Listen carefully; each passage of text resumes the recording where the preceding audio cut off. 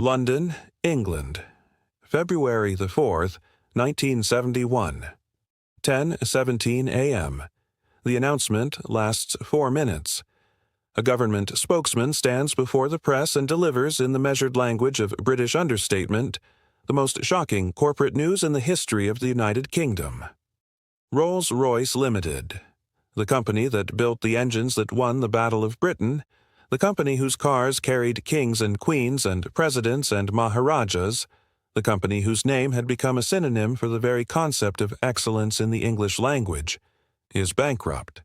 The company has run out of money. The spirit of ecstasy, that silver lady who has graced the hood of every Rolls-Royce since 1911, who has floated above the most expensive automobiles in the world, who has come to represent wealth and taste and the particular British conviction that some things are simply made better than everything else, is worth nothing this morning. The shares are worthless. The creditors are circling. The receivers are already in the building. In boardrooms across London, men who have built their professional identities around the word Rolls-Royce sit in silence and try to understand how this is possible. How does the most prestigious company in the world go bankrupt? The answer is both simple and devastating. They tried to build the future, and the future cost more than they had. To understand the fall of Rolls-Royce, you have to understand what Rolls-Royce was. Not just the cars, although the cars were extraordinary, each one hand-built to a standard of craftsmanship that made every other automobile on Earth look mass-produced by comparison. Not just the engines, although the engines had won wars, had powered the Spitfires that defended Britain in 1940, had given the RAF the technological edge that turned the Battle of Britain. Rolls-Royce was an idea. The idea was this, that there existed a level of quality so far beyond ordinary standards that money alone could not fully explain it. That the difference between a Rolls-Royce and any other car was not simply a matter of price, but of philosophy, of a commitment to excellence so absolute that no compromise was acceptable, no shortcut was permissible, no reduction in standard was conceivable. The company had been founded in 1906 by two men whose combination of qualities produced something neither could have achieved alone. Charles Rolls was an aristocrat and aviator, wealthy, well-connected, with the taste and social access that gave the company its market. Henry Royce was an engineer of almost obsessive perfectionism, a working-class boy from Lincolnshire who had taught himself mechanics and who believed, with a fervor that bordered on religious conviction, that anything worth doing was worth doing to the absolute limit of human capability. Their partnership lasted only 4 years before Rolls died in a flying accident in 1910. But in those 4 years, they had established something that would outlast both of them by generations: the standard. The Rolls-Royce standard meant that no component left the factory if it did not meet specifications that exceeded anything the customer could reasonably demand. It meant that craftsmen spent hours on details that would never be seen by the car's owner. It meant that the testing process was so rigorous that cars sometimes spent more time being evaluated than being built. It meant, in practical terms, that a Rolls-Royce cost far more to produce than it sold for. This had always been true, and for decades it had not mattered, because the prestige, the reputation, the extraordinary value of the Rolls-Royce name in global markets had allowed the company to price its products at levels that covered the extraordinary costs of production. But by the 1960s, something was changing, and the men who ran Rolls-Royce, steeped in the traditions and certainties of the most prestigious company on Earth, were perhaps the last people equipped to see it. The aircraft engine division of Rolls-Royce had always been the company's other face, less glamorous than the cars, less visible to the public, but in many ways more important. The Merlin engine that powered the Spitfire had made the company a national institution. The post-war jet engines that powered British commercial aviation had kept it there. By the mid-1960s, the jet engine business had become the dominant part of Rolls-Royce's operations. The cars were the symbol, the face, the emotional heart of the company, but the engines were the business. And in 1968, The engine business made a decision that would destroy the company. Lockheed, the American aerospace manufacturer, was developing a new wide-body commercial aircraft, the L-1011 TriStar, designed to compete with the Boeing 747 and the McDonnell Douglas DC-10 that were reshaping commercial aviation. Lockheed needed an engine, a revolutionary engine, quieter, more powerful, more fuel-efficient than anything currently available. Rolls-Royce wanted the contract, desperately. It would be the largest commercial engine contract in history. It would establish Rolls-Royce as the dominant force in global aviation propulsion. It would be the engineering achievement that defined the company for the next generation. They won the contract. The RB211 engine, so named for the project designation that would become either famous or infamous depending on how the story ended, would be built in Britain and would power the Lockheed TriStar across the world's airways. The contract was signed in 1968. The delivery price was fixed. The specifications were agreed. The timeline was established, and almost immediately, everything began to go wrong. The RB211 was not simply an improved jet engine. It was a technological revolution, incorporating design concepts and materials that had never been used in commercial aviation before. Most significantly, it incorporated fan blades made from carbon fiber composite materials. This was, in theory, a brilliant innovation. Carbon fiber was lighter and stronger than the aluminum alloys used in conventional engine blades. Lighter blades meant a lighter engine, which meant better fuel efficiency, which meant lower operating costs for airlines, which meant more orders for Lockheed, which meant more engines for Rolls-Royce. The theory was correct. The practice was catastrophic. Rolls-Royce's engineers had dramatically, devastatingly underestimated, the difficulty of manufacturing carbon fiber fan blades to the tolerances required for commercial aviation. The blades were extraordinarily difficult to produce.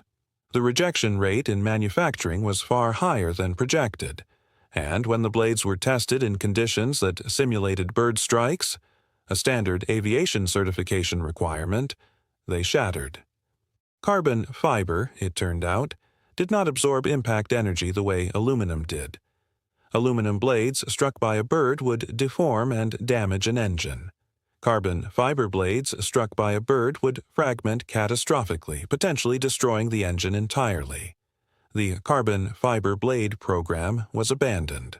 Titanium alloy blades, heavier, more expensive, requiring different manufacturing processes, were substituted. The cost of the redesign was enormous. The delay was measured in months, then years, and the price of the contract was fixed. Every additional pound spent developing the RB211 was a pound that came directly out of Rolls-Royce's capital. Every month of delay was a month of engineering costs without revenue.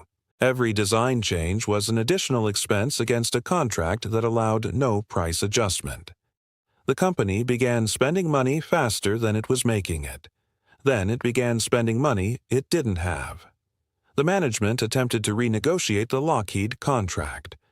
Lockheed, facing its own financial pressures from the TriStar development, refused. The British government, which had been monitoring the situation with increasing alarm, provided emergency loans. The loans were not enough. By early 1971, the arithmetic was brutal and undeniable. Rolls-Royce was insolvent. February 4, 1971. The government announcement sent shockwaves through British society that went far beyond the financial. This was not simply a company going bankrupt. This was a national symbol, collapsing. This was the name that meant Britain at its best. The engineering tradition, the craftsmanship, the quiet confidence that British things were simply made better, being handed to the receivers. The reaction was disbelief, then fury, then something approaching grief. In the House of Commons, the debate was extraordinary in its emotional intensity. Members of Parliament from both parties spoke about Rolls-Royce not as a commercial enterprise, but as an institution, as important to British identity as the monarchy, as irreplaceable as anything the country possessed. The conservative government of Edward Heath faced an impossible choice. They had come to power committed to free market principles, to the idea that the government should not intervene to rescue failing businesses, that the market should be allowed to determine which companies survived and which did not. But Rolls-Royce was not an ordinary company. It was a defense contractor. Its engines powered RAF aircraft. Its collapse would have immediate implications for British national security that went far beyond any ideological commitment to free market principles. Within days of the bankruptcy announcement, the government nationalized Rolls-Royce. The car division and the engine division were separated. The engine division, the part that built the RB211, the part that had caused the collapse, was taken into government ownership. The car division was eventually sold separately, preserving the automobiles that the public associated with the Rolls-Royce name. The nationalization was humiliating. The most prestigious engineering company in Britain, the company that had refused to make anything that was not the finest of its kind, was now a government department. What happened next was perhaps the most extraordinary corporate rescue in industrial history. The RB211 engine, the engine that had destroyed the company, was not abandoned. The government, having nationalized the engine division, made the decision to continue development. The technical problems that had caused the crisis were real, but the underlying engineering was sound. The engine, if it could be finished, would be exactly what Lockheed needed. A new management team was installed. The carbon fiber blade fiasco was resolved. The development costs, now being paid by the British taxpayer rather than a private company, continued without the existential financial pressure that had made the original crisis unsurvivable. In 1972, 1 year after the bankruptcy, the RB211 received its airworthiness certification. The engine that had destroyed Rolls-Royce was ready to fly. And it flew. It flew further and longer and more successfully than anyone had dared hope in the dark days of February 1971. Airlines discovered that the RB211 was everything Rolls-Royce had promised. Quieter, more efficient, more powerful than its competitors. Orders came in: American Airlines, Delta, TWA, then British Airways, Cathay Pacific, Air Canada. The engine that had bankrupted the company became the engine that rebuilt it. By the late 1970s, the nationalized Rolls-Royce engine division was profitable. By the 1980s, it was dominant. The RB211 family of engines grew and evolved through successive generations, each more capable than the last. In 1987, Rolls-Royce was privatized, returned to public ownership through a stock market flotation that was oversubscribed many times over. The company that had been worthless in 1971 was worth billions 16 years later. The car side of the story has its own extraordinary chapter. Separated from the engine division and eventually sold to Vickers, the Rolls-Royce car company survived. Battered, reduced, uncertain of its future, but alive. The craftsmen at Crewe continued building cars by hand to standards that had not changed since Henry Royce had established them. The spirit of ecstasy continued to rise from the hoods of cars that cost more than most people's houses. But the car business struggled. Vickers, primarily a defense manufacturer, was not a natural owner for the world's most prestigious automobile brand. Investment was insufficient. Development was slow. By the 1990s, Rolls-Royce cars were falling behind competitors in technology and manufacturing quality, their reputation sustained more by history than by contemporary excellence. In 1998, Vickers decided to sell. The auction for Rolls-Royce was the most extraordinary in automotive history, not because of the price, though the price was remarkable, but because of what was being sold. Not just a company, not just a factory and some machinery and a workforce. The name, the spirit of ecstasy, the reputation that Henry Royce had built by refusing to make anything that was not the finest of its kind. Two German companies bid: Volkswagen Group and BMW. Volkswagen won the auction, paying $430 million for the Rolls-Royce car business, including the Crewe factory and the Bentley brand. But BMW had separately acquired the rights to the Rolls-Royce name and the Spirit of Ecstasy trademark. What followed was one of the most peculiar negotiations in corporate history. Volkswagen owned the factory and the cars, BMW owned the name. Eventually, they reached an agreement. BMW would take the Rolls-Royce name and brand, building new cars at a new factory in Goodwood, England. Volkswagen would keep Bentley and the Crewe factory. Today, Rolls-Royce motor cars are built in Goodwood, West Sussex, by a workforce that approaches each vehicle with the same philosophy Henry Royce established in 1906: no compromise, no shortcut, no reduction in standard. The cheapest Rolls-Royce currently available costs approximately $250,000. The most expensive, the boat tail, of which only 3 were made, cost approximately $20 million each. The engine company, Rolls-Royce Holdings, listed on the London Stock Exchange, is one of the world's 3 dominant commercial aircraft engine manufacturers. Its Trent family of engines, direct descendants of the RB211 that caused the 1971 bankruptcy, power wide-body aircraft for airlines on every continent. The carbon fiber fan blades that failed so catastrophically in the 1960s? Rolls-Royce now manufactures them successfully. The technology that destroyed the company eventually became one of its greatest competitive advantages, decades after the original failure had been understood and overcome. Henry Royce, who believed that anything worth doing was worth doing to the absolute limit of human capability, would recognize the company that bears his name today.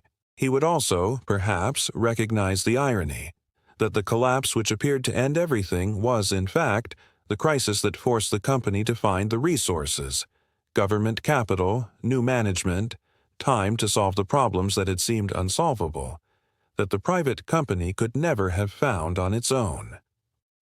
The Spirit of Ecstasy fell in February 1971. She rose again, and she has been rising ever since.